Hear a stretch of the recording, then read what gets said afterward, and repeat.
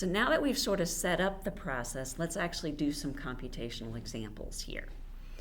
And again, the equation that we're using here is that the inverse of the gradient is looking at the integral of the dot product.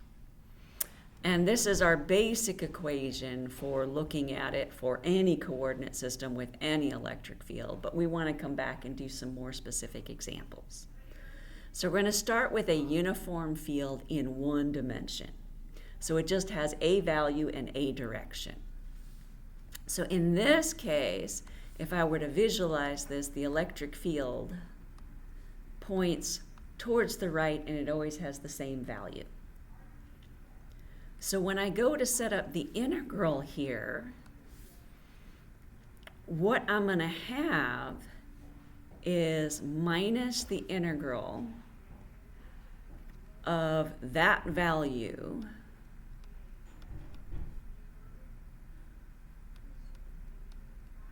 dotted with the incremental little length here. Is that an L? Yes. And I make my L's as that lowercase cursive thing because that looks way too much like a 1. Okay?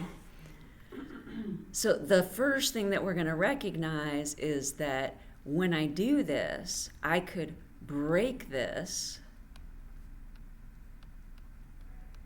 into an integral where I've got dx I hat plus dy j hat plus dz k hat, the dot product part here.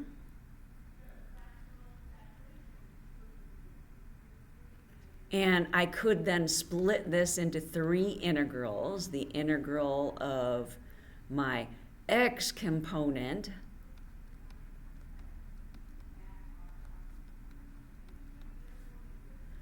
and then the integral with the y component and the integral with the z component. In this case, though, because I'm in one dimension,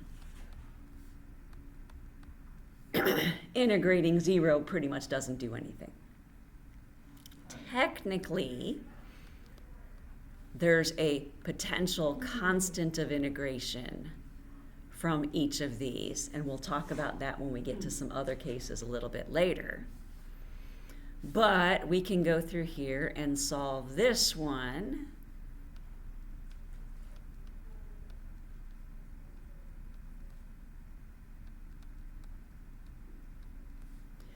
And because I don't have specific boundaries on here, again, I've got the constant of integration.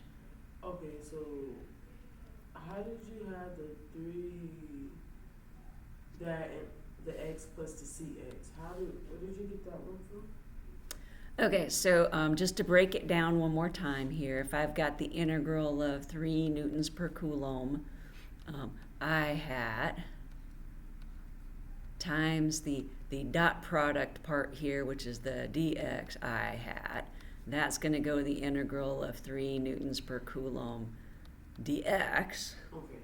And the 3 newtons per coulomb pulls out. The integral of dx, and the integral of dx is x plus c, Okay. where that's my constant of integration. So that's how you got the cx, because it's on the Yeah. X. So I just specified a constant for the x, a constant for the y, a constant for the z. Okay. Okay? So again, when we come down here, this means our potential must be minus 3. I'm going to drop the units for right now.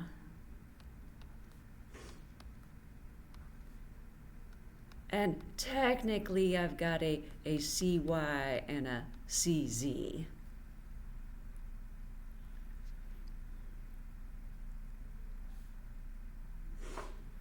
But those are just constants. I could have called them a plus b plus c. Regardless, it's some value.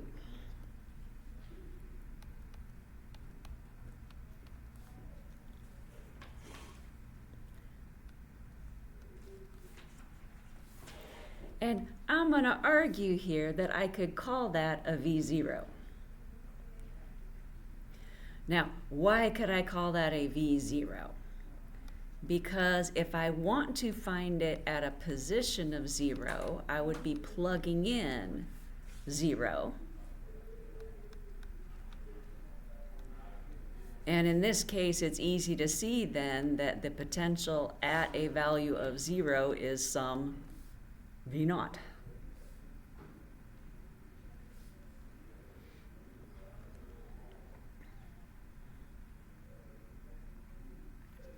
So my general equation for any xyz position is going to be minus 3x plus some v0, where again that v0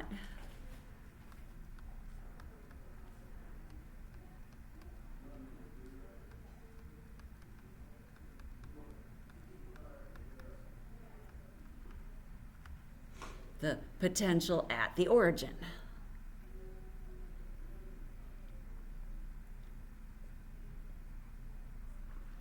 Now, if I'm going to plot this and think about what this looks like, I could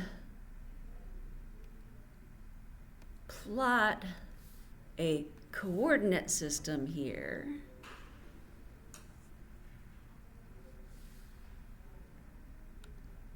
and say, okay, at x equals 0, I've got some value.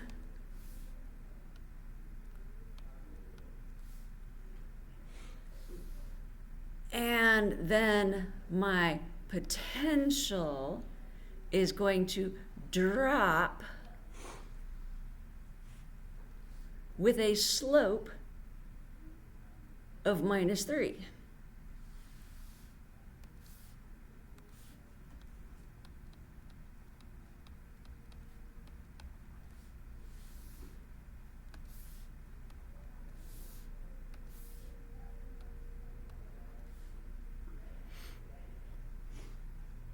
And from what we learned about the gradient,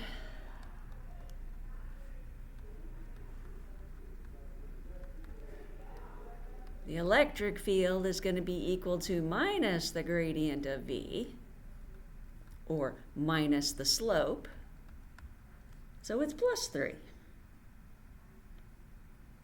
So I must have a higher potential over here, and the potential drops as it's going this way, meaning I've got an electric field to the right. So this is the simplest example of finding the potential function from the electric field. Because the electric field is a constant, that means the potential has a constant slope, and that constant slope is minus 3.